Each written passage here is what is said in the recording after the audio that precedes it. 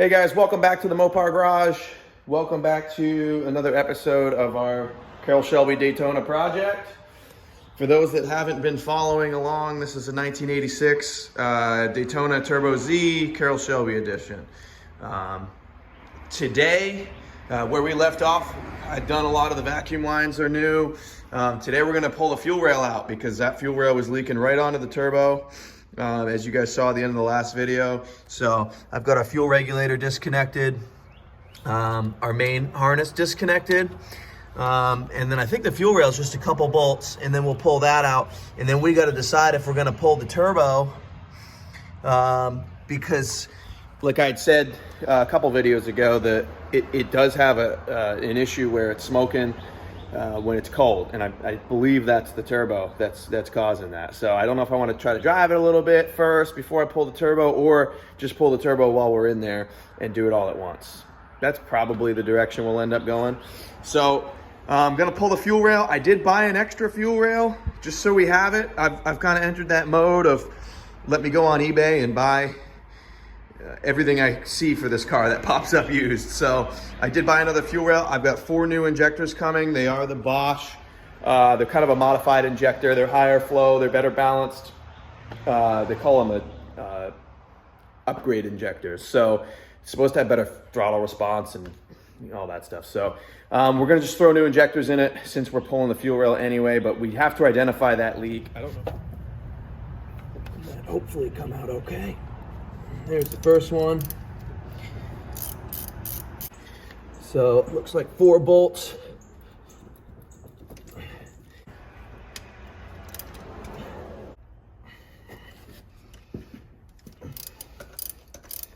All right, all 4 bolts are coming out without incident. That's a start. Okay.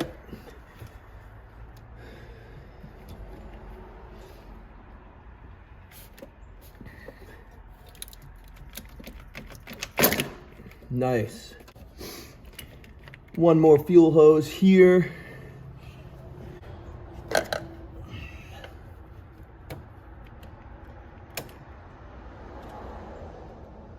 Well, I can tell you, I've never had second gen injectors come out that easy. And I've had a lot of second gen injectors out because obviously you had to pull the fuel rail to do that intake plenum gasket, which you have to do on every second gen. In retrospect, this hose should have came off before we pulled the rail, but I missed it. There it is. A little fuel in the face.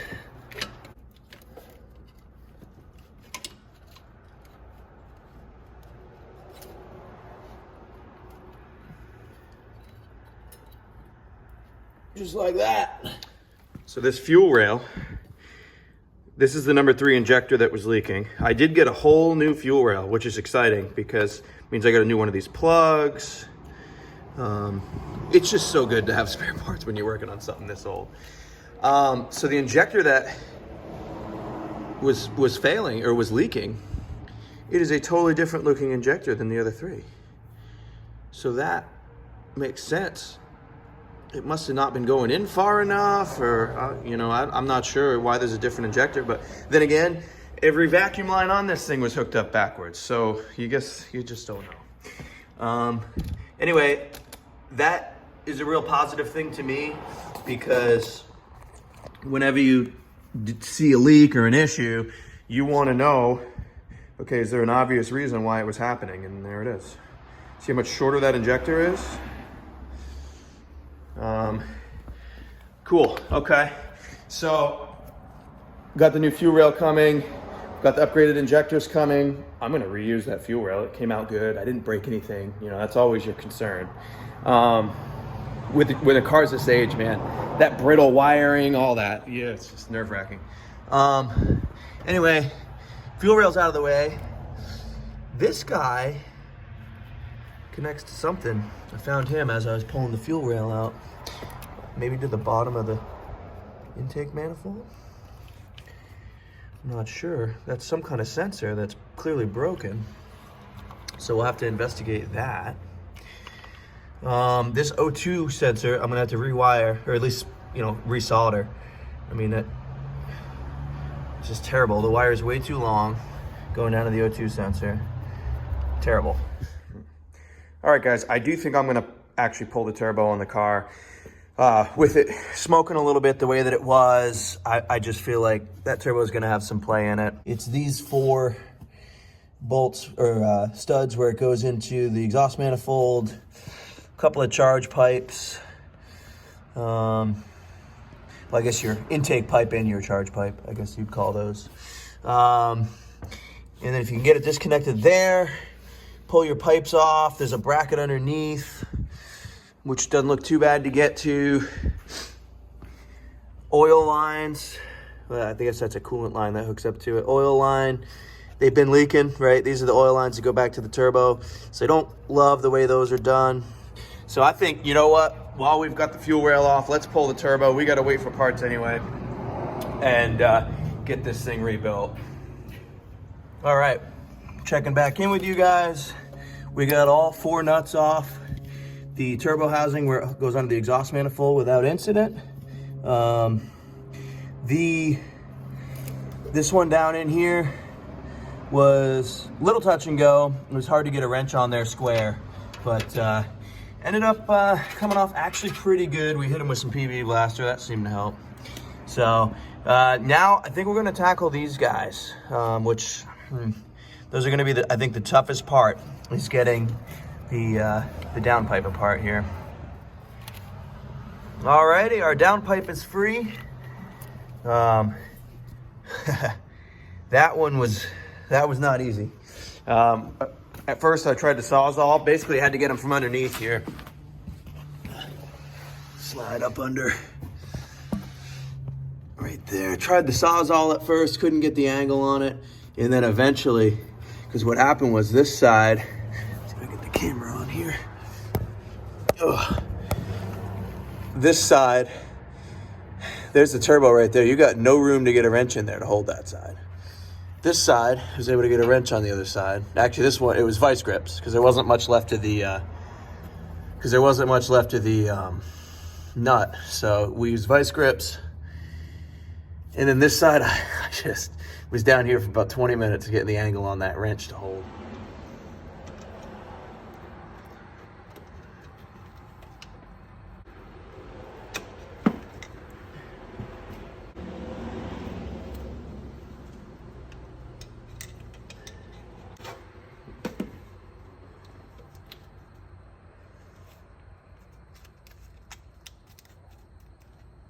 Just labeling all my,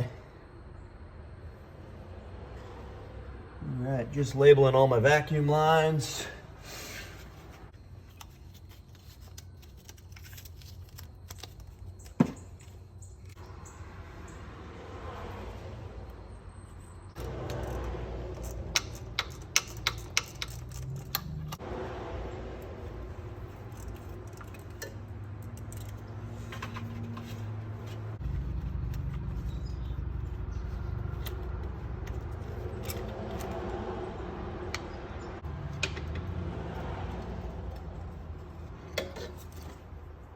I thought I could get it out of there without pulling the throttle body, but I couldn't.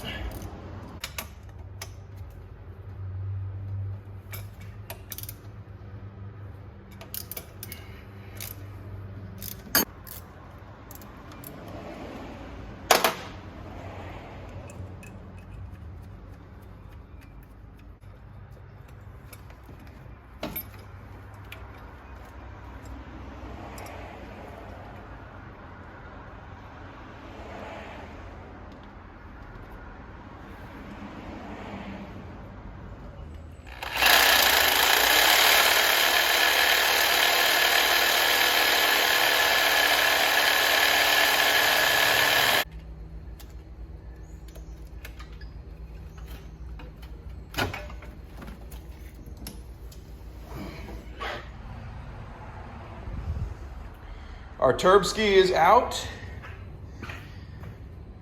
Ended up having to cut an oil inlet line. Not a big deal because I'm going to do braided lines for both of these, so the coolant and the oil.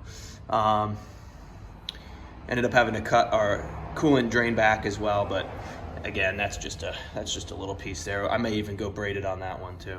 So didn't mind cutting those to get it out. I couldn't get that thing loose, the position that it was in there, so I just cut it.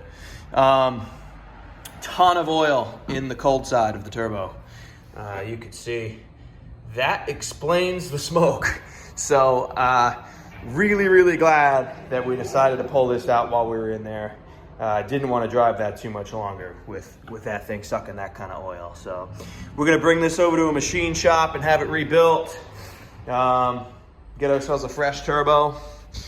Maybe make a couple little wastegate modifications, not sure yet, but definitely gonna at least rebuild the turbo. So that's pretty much gonna wrap up this video, guys. Got a lot accomplished. Everything we set out to do today in the garage, we did, so that's great. Gonna work on a few things, gonna work on getting someone to, some suggestions on a machine shop to rebuild that turbo. Gonna work on obviously waiting for our injectors to come in so that we can finish up that fuel rail. So a little bit of a holding pattern right now. There's a few things left to do on the car though. So I mean, valve cover, gasket, thermostat housing, accessory belts, that kind of stuff. So we'll be ordering some parts. Plans have changed a little bit. I was originally planning on doing the power tour with my brother this year. It's gonna be right in June. Because of the timing of a few things, I'm actually getting married during when the power tour is gonna be. We're gonna actually do it next year, which is good because by next year, we'll have this thing 100%. We'll have it painted. This year, the only thing I was gonna get done, I was just gonna get it mechanically reliable and take it on the power tour. But if we're doing it next year, then this thing will be all painted. Plastic will be refinished. The driver's seat will be reupholstered. This thing will be 100% ready to rip when we do the power tour. So it's going to be an exciting project. I will keep you guys updated on what we do with the turbo. Got a bunch of parts on order, so we'll be seeing you soon. Thanks for watching. We'll see you on the next one.